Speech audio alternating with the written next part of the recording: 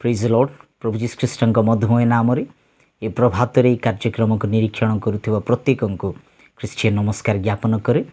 प्रभात उठी आम ईश्वर वाक्य पठन करी आंटू भांगी प्रभु को धन्यवाद दी प्रार्थना करी एभली प्रतिज्ञाजनक वाक्य शुणा द्वारा एभली आध्यात्मिक कार्यक्रम आम जोगदेवा द्वारा आम प्रभुरे बढ़ी पारिबा, परमेश्वर निकटतर हो पारिबा एवं प्रभुंकर योजना परमेश्वर वाक्य सत्य को जानी प्रभुंकर इच्छा कौन जानी आमे प्रभुंकर गौरव सकाशे बंची पारिबा। प्रिय प्रभुंक लोक माने प्रति प्रभात रे आपण माने प्रार्थनार सहित आरंभ करंतु, ईश्वरंकर वाक्यर सहित दिन को आरंभ करंतु। निश्चय से दिन आपण मानक पई गोटे आशीर्वाद कर एवं आपण माने परमेश्वरंकर उपस्थिति को मध्य अनुभव करि परिबे। कौनसी विषय चिंता करंतु नाही, कौनसी विषय भांगी पड़तु ना, कौनसी विषय निराश हुंतु ना। आम विश्वास कला परमेश्वर आम जो परमेश्वर को आराधना करुछु, जो परमेश्वर को आम ग्रहण करियछु, से परमेश्वर महान परमेश्वर, से कार्य करिबा परमेश्वर, से आजी काली सर्वदा समान परमेश्वर, से आपणकर सहवर्ती अछंती आउ से सुनिश्चित आपणक जीवन रे कार्य करिवे। आसंतु आजिर प्रतिज्ञाजनक आम ध्यान करिबा कि आसंतु मो सहित खोलंतु हितोपदेश 1 अध्यायर 33 पद। हितोपदेश 1 अध्यायर 33 पद। मात्र जो लोक मोर कथा शुणे से निरापदरे बास करिब और अमंगलर आशंका बिना विश्राम पाइब। प्रभुंक महान नाम को धन्यवाद हो। प्रिय प्रभुंक लोक माने आज निरापद देखंतु मनुष्यर पादे पादे विपद रही अछि ना। मनुष्य आज कोटी कौ जगार सुरक्षा रही पारिबो, कौ भली सुरक्षा रही पारिबो। मनुष्य बाहरे सुरक्षा नहीं बोली घरे रहिले भी घरे मध्य विपदकर परिस्थिति आसी जाउथिबा बेले, विपदकर परिस्थिति रहिथिबा बेले मनुष्य को सुरक्षा कोटी अछि, मनुष्य को प्रोटेक्शन कोटी अछि। घरे रहिले प्रोटेक्शन अछि कि सुरक्षा अछि कि?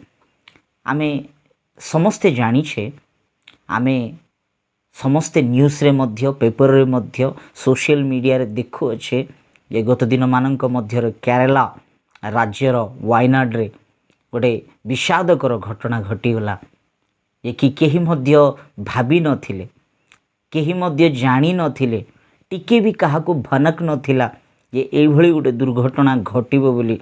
गृह रे समस्ते अछंती, जा घरे से अछंती, जा काम रे से व्यतिव्यस्त अछंती, जा गृह से माने विश्राम नौथिबा बेले हठात पर्वत पहाड़ गुड़ाक पहाड़र माटी गुड़ाक खसी पड़ा। लैंडस्लाइड हेबा द्वारा शह शह संख्यार लोक मरीगले, मृत्यु हो गले। प्रिय माने आपण माने जानिछंती कि मृतर संख्या मध्य माने दिनकु दिन बढ़ु अछि किंतु कमिबार ना नेउ नै। एभली परिस्थिति मृत्यु सीटी तांडव करिला। देश को सारा पृथ्वी को दुहलाई देइथिबा दृश्य केरला वायनाड रे आमे देखिबाकू पाउछु। केते दुखकर विषय। आमे माने प्रत्येक मंडली, प्रत्येक विश्वासी, प्रत्येक प्रभुंकर दास दासी गण माने केरला राज्य पई प्रार्थना करिबा आवश्यकता रहिछि। आम मानकर प्रार्थना से लोक मानक पई आवश्यकता रहिछि। अनेक घरे अनेक लोक माने निजस्व लोक मानक हराइले, आत्मीय लोक मानक प्रिय लोक मानक हराई एभली परिस्थिति मध्य दुखदायक परिस्थिति रे रहिथिबा बेले आमे समस्त बोझर सहित केरला राज्य में प्रार्थना करिबा। वायनाड जो माने एई घटना रे क्षति होई अछंती, जो मानकर परिस्थिति दुर्बल सांगतिक से मानक पई आमे निश्चय प्रार्थना करिबा आवश्यकता रहिछि। किंतु प्रिय प्रभुंक लोक माने देखंतु सेई माने जानि भी नथिले एभली गोटे घटना घटी जीव बोली, किंतु घटीगला। केही मध्य प्रेडिक्ट करि पारिले नाही, केही मध्य जानी पारिले नाही जे एमती दिन भी आसीबो बोली। से माने भी भाबी नथिले, घरे थिले किंतु घरे ही से माने समाधि हो गले, माटी रे पोती हो गले। प्रिय माने कोटी सुरक्षा अछि? आइजक न्यूटन 1704 मसीह रे से एभली व्याख्या कले, एभली स्टेटमेंट देले। तांकरी पुस्तक रे एभली लिखिचंती जे 2060 मसीहा भितर को ପୃଥିବୀ ବିନାଶ ହେବାକୁ ଯାଉଅଛି ବୋଲି, ପୃଥିବୀ ନଷ୍ଟ ହୋଇଯିବ, ୟର୍ଥ ଡେଷ୍ଟ୍ରୟ ହୋଇଯିବ ବୋଲିକି।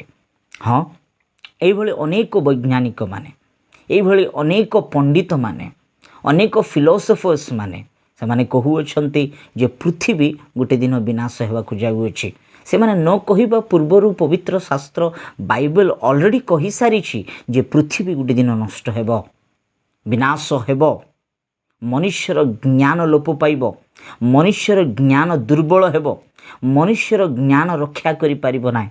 ହଁ ଆଜ୍ଞା, ଆଜିର ଦିନରେ ପରିସ୍ଥିତି ଗୁଡ଼ାକ ଦେଖୁଥିଲେ ପବିତ୍ର ବାଇବେଲର ପ୍ରତ୍ୟେକ କଥା ସଫଳ ହେଉଥିବା ଆମେ ଦେଖିବାକୁ ପାଉଅଛୁ। ମନୁଷ୍ୟକୁ ସୁରକ୍ଷା କେଉଁଠି ଅଛି? ମନୁଷ୍ୟକୁ ରକ୍ଷା କେଉଁଠି ଅଛି?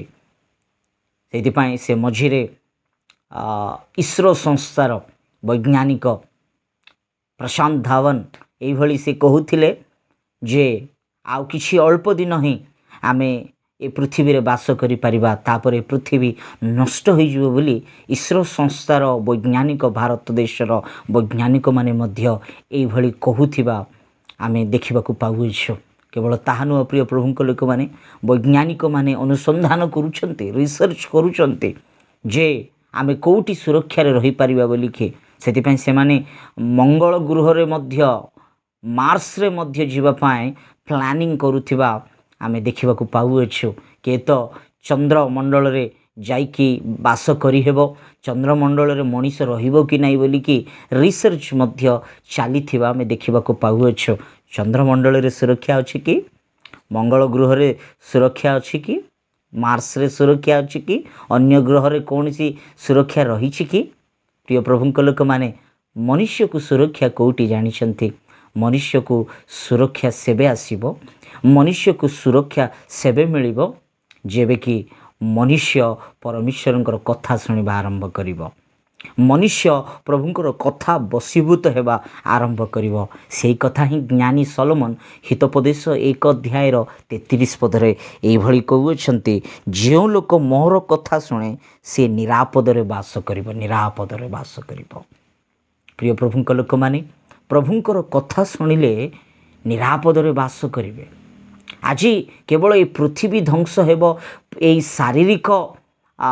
ଶାରୀରିକ ଭାବରେ ଆମେ ମରିଯିବା, ମୃତ୍ୟୁ ହୋଇଯିବା ବା ଏ ଶରୀର ନଷ୍ଟ ହୋଇଯିବ, ଏହା ଭୟ ନାହିଁ। କିନ୍ତୁ ଆଜି ପରମେଶ୍ୱର ଆପଣଙ୍କୁ ଗୋଟେ ସେଫେଷ୍ଟ ପ୍ଲେସ୍ରେ ନେବା ପାଇଁ ଇଚ୍ଛା କରୁଅଛନ୍ତି, ରଖିବା ପାଇଁ ଇଚ୍ଛା କରୁଅଛନ୍ତି। ଆଜି ମନୁଷ୍ୟକୁ ସେ ନିରାପଦରେ ବାସ କରାଇବା ପାଇଁ ଇଚ୍ଛା କରୁଅଛନ୍ତି। ଅଧିକ ହେଲେ 60 ବର୍ଷ 80 ବର୍ଷ ବଳ ସକାଶୁ ଆମେ ଏ ପୃଥିବୀରେ ବଞ୍ଚିପାରିବା, ତାପରେ ତ ଆମେ ମୃତ୍ୟୁ ହେବା। କିନ୍ତୁ ସବୁଠାରୁ ସେଫେଷ୍ଟ ପ୍ଲେସ୍ କେଉଁଟା ଜାଣିଛନ୍ତି? ପରମେଶ୍ୱରଙ୍କ ରାଜ୍ୟ।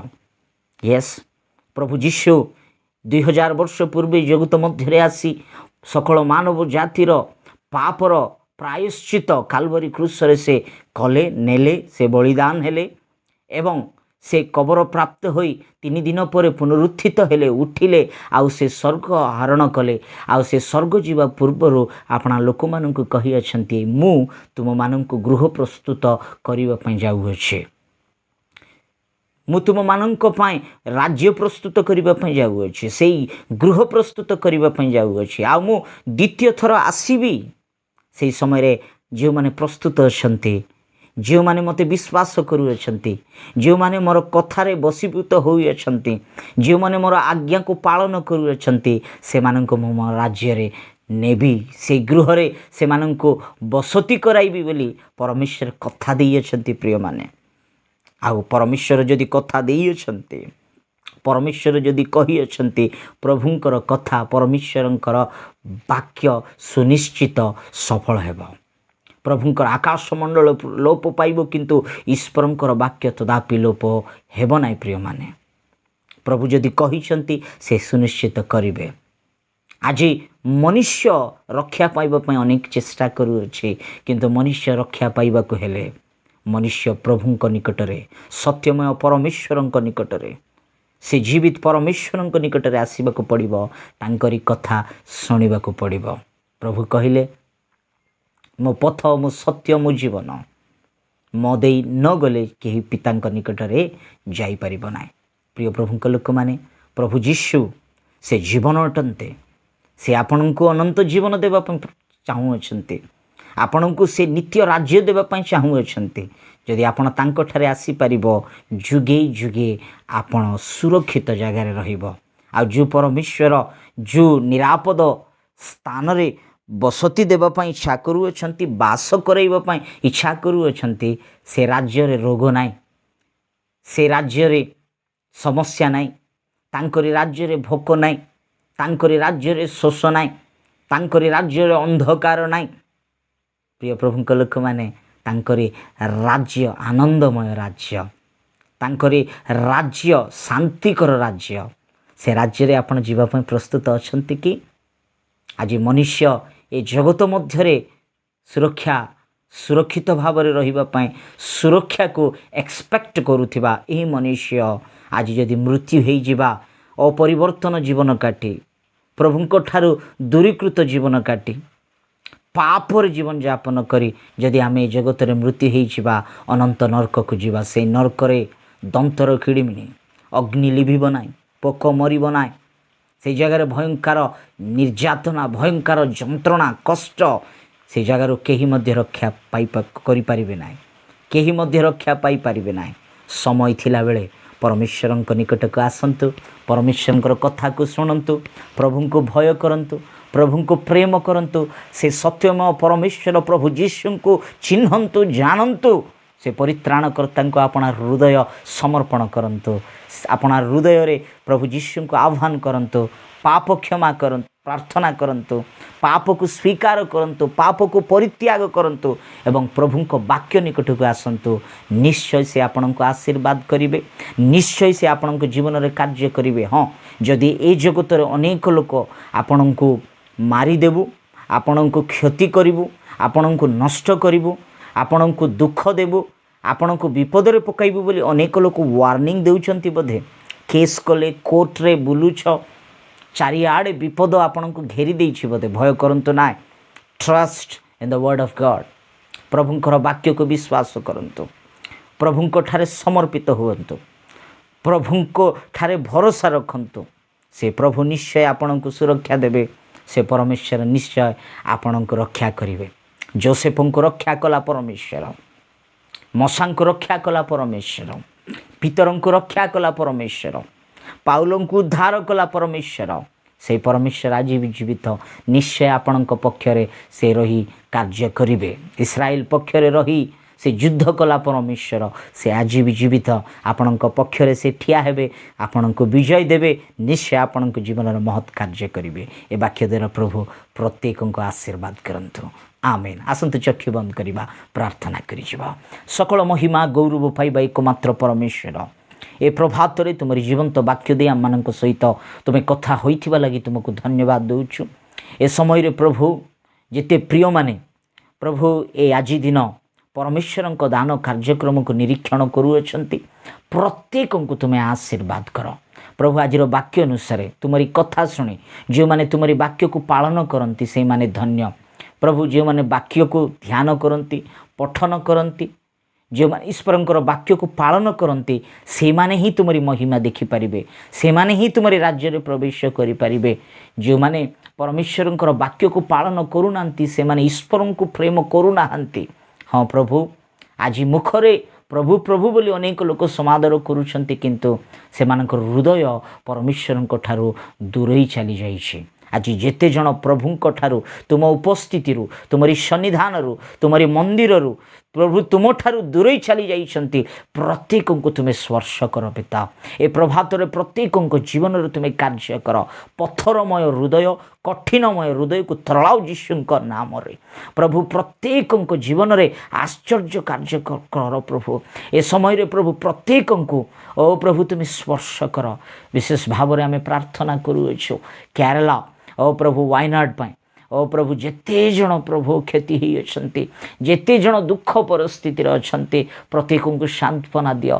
ଅତି ଶୀଘ୍ର କେରଳ ୱାଇନାଡ଼ ପୁନର୍ବାର ପ୍ରଭୁ ସଠିକ୍ ସ୍ଥିତିରେ ଆସିପାରିବ ପ୍ରଭୁ ତୁମେ ସାହାଯ୍ୟ କର। ସେଠିକାରେ ଥିବା ଗଭର୍ଣ୍ଣମେଣ୍ଟକୁ ତୁମେ ବ୍ଲେସ୍ କର, ସଦ୍ବୁଦ୍ଧି ସଦ୍ଜ୍ଞାନ ଦିଅ ରାଜା।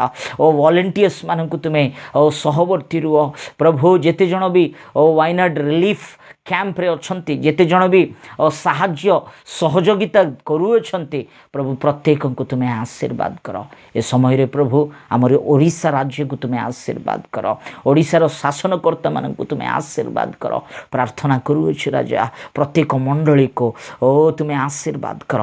ଏ ଅନ୍ତିମ ଦିନମାନଙ୍କ ମଧ୍ୟରେ ପ୍ରତ୍ୟେକ ମଣ୍ଡଳୀ ତୁମରି ଆତ୍ମ ଅଭିଷେକରେ ପ୍ରଭୁ ଭରିଯାଉ ରାଜା, ତୁମରି ଆତ୍ମ ଅଭିଷେକରେ ପରିଚାଳିତ ହଉ ରାଜା। ପ୍ରତ୍ୟେକ ମଣ୍ଡଳୀରେ ସେ ଆତ୍ମା ଅଗ୍ନି ଉଲ୍ଲାଇ ଆସୁ। ପ୍ରତ୍ୟେକ ମଣ୍ଡଳୀରେ ପ୍ରଭୁ ତୁମରି ସଦ୍ଭକ୍ତମାନେ ତୁମରି ଗୌରବ ସକାଶୁ ଠିଆ ହୋଇ ତୁମରି ମହିମା ପ୍ରକାଶ କରନ୍ତୁ ବୋଲି ଆମେ ଘୋଷଣା କରୁଅଛୁ। ରୋଗରେ ଅସୁସ୍ଥତାରେ ଦୁର୍ବଳତାରେ ଥିବା ଆମରି ପ୍ରିୟମାନଙ୍କୁ ତୁମେ ସୁସ୍ଥ କର ରାଜା। ତୁମେ ସୁସ୍ଥକାରୀ ପରମେଶ୍ୱର, ତୁମରି ବାକ୍ୟ ପଠାଇ ତୁମେ ସ୍ପର୍ଶ କର। ଗୃହ ମଧ୍ୟରେ ଅଶାନ୍ତି, ସ୍ୱାମୀ ସ୍ତ୍ରୀ ଅଲଗା ହେବାରେ ଅଛନ୍ତି, ଡିଭୋର୍ସ କେସେସ୍କୁ ପ୍ରତ୍ୟେକ ସ୍ୱାମୀ ସ୍ତ୍ରୀଙ୍କୁ ତୁମେ ମିଶାଅ। ପ୍ରତ୍ୟେକ ସ୍ୱାମୀ ସ୍ତ୍ରୀମାନଙ୍କୁ ପ୍ରଭୁ ସେମାନଙ୍କ ହୃଦୟରେ ତୁମେ କାର୍ଯ୍ୟ କର।